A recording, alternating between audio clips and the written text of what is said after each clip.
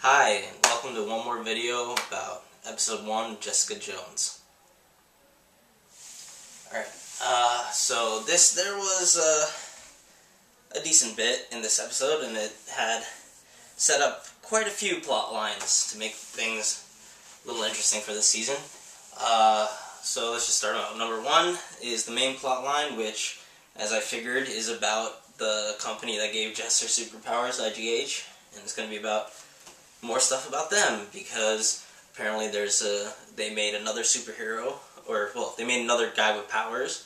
More than one, but, yeah. Well, they made one that went to her for help, and then he ends up dead at the end of the episode. So, that's the thing. He by real quick. Yeah, guy's got speed and is called the Wizard. So that's one thing. So we're looking for some guy who that might have been created as killing other people from that company.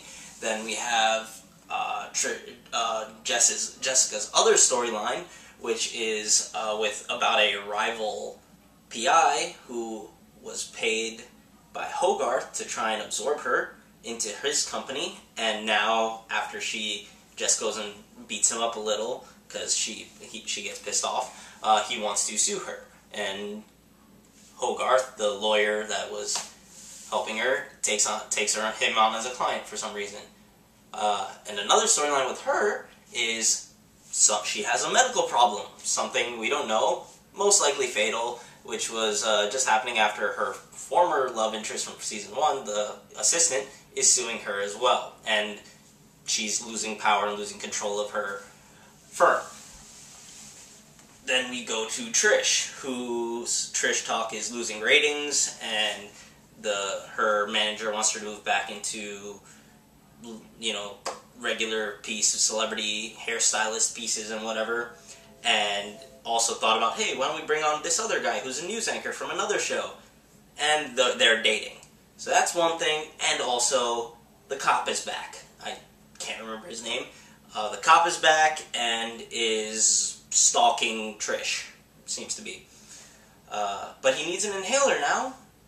Not sure what that was about, except he's got he was fucked up at the end of the last season. That's all I can really remember about it. The way that the inhaler was revealed, it kind of seemed like a hint that he would be some kind of superhero or some villain from the comics.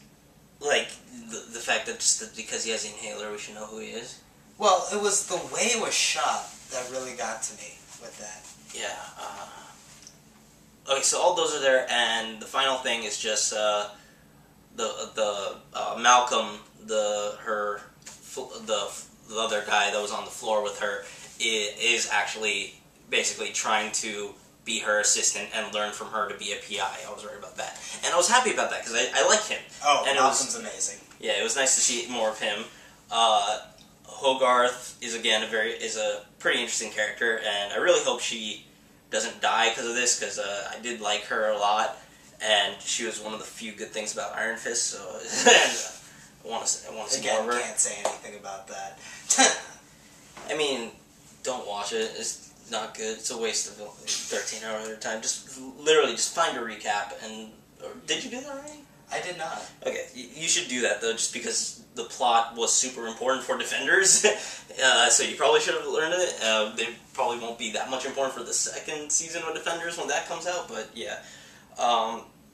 But she's still a good actress. She pulls it off, because when you don't find out what's happening to her, it just cuts to a reaction shot of her talking to her doctor. But just her acting really sells it. Yeah, so she's good. Trish is also good. She's also, the other story is in the beginning, she's also trying to find out more information on IGH, which is the company, and she's doing a whole bunch of stuff. Also, she reverts back to Patsy. Yeah, she does that for a gig, and she also brings out of the closet the ashes of Jessica's family, which so we're going to be finding out more about them and getting her over those ghosts as well. That was also, I think, a really good reveal in the sense that, she was upfront with her intentions with it. Because Jessica could see through it in that it was a front, because she was obviously doing it to get her ratings back. by getting Jessica to a point where she would be willing to talk about it. And that exchange was just really good. Yeah, I mean, I think there is a thing about the ratings, but there is a part of it that does just want her to get over it. It goes from like the deep family connection. Yeah. Well, family. But yeah, I'm not hating the IGH storyline as much as I thought I would, because of this sort of interesting. Maybe it's not super interesting, but it's like. Seems like kind of like a Sinister Six-esque setup for a storyline where it was just like company trying to make their own supers and sell them out to people. Actually, that's kind of like the storyline of fucking Deadpool. Now that I think about the first one, where it's just trying to make supers and then mind wipe them and sell them to people as like weapons and shit. Yeah. The reason why I liked it a lot more than I thought I would is because it tied it into the main themes of the show, as in like getting over past traumas and like facing it head on as opposed to like letting it stay buried. I mean, I think that's the theme of this season. I don't feel like that was the theme of the first season. You don't think so? No, the theme of the first season. I mean, a bit about it was getting. It may not have been the main theme, but it was a theme. Yeah, it may have been a thing about getting over it, but I think the main, like, if there was a theme, it was just to take a look at like battered women, like a battered woman and that syndrome, and take a close look at. Yeah, getting over it was part of it, but that was just the end. Really, it was more just like good it was. point. It wasn't about getting over it. At least it seemed more about just dealing with it. But yeah, this episode is pretty good. Nothing really bad. The lower floor mate wasn't there. Oh, I forgot.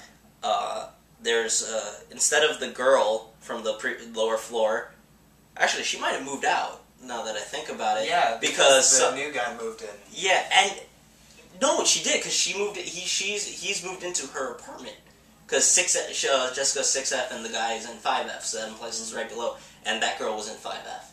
So it seems like the girl in the lower floor is gone, and instead there was like the new super, which is a Hispanic family, is moving in. And wait, they were supers? No, superintendent. Oh, superintendent. Yeah. He seems to be like a Hispanic family with a whole bunch of adults, and we see like one kid. No women, so I'm thinking that might be something love interest going to trying to set up. Like, but at the same time, he's kind of like alienated him. Be very. Yeah, I know because him and his kid saw the wizard die in a construction accident. While Jessica was also there. Well, I mean, yeah.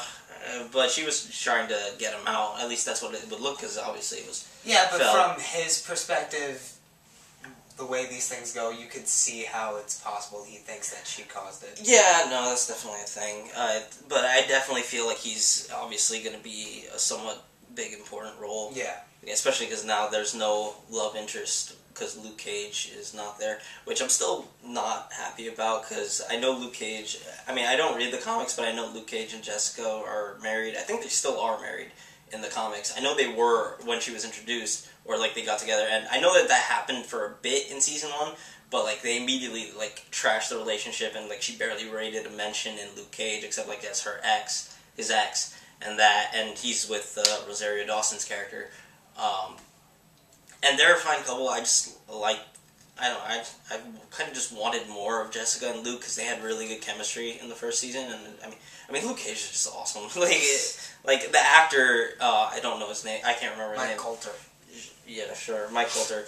He's just really good. Like he's got the cool that Luke Cage, and Luke Cage is like just he's cool. But yeah, this was a good first episode. I'm looking for more. And in terms of like starting points, this is honestly a good place to start. I think it sets up the characters well enough that even if you didn't see the first season, which I highly recommend, by the way, you could start with this one. Yeah, because you basically forgot the whole first season, right? Like I forgot good amounts of it. Yeah, because I had to keep reminding you about stuff throughout the episode. But yeah, so, and it's good, at least, I just I turned on that first episode on Netflix, and they had before they started, they had a brief, 4-minute recap of the first season, which not all the high, enough of the high points that gives you a thing about the show, the first season. So it's enough to jog memories if it's been a while. But yeah, good first episode. Hope to see more. So we'll see you after episode 2. See you then.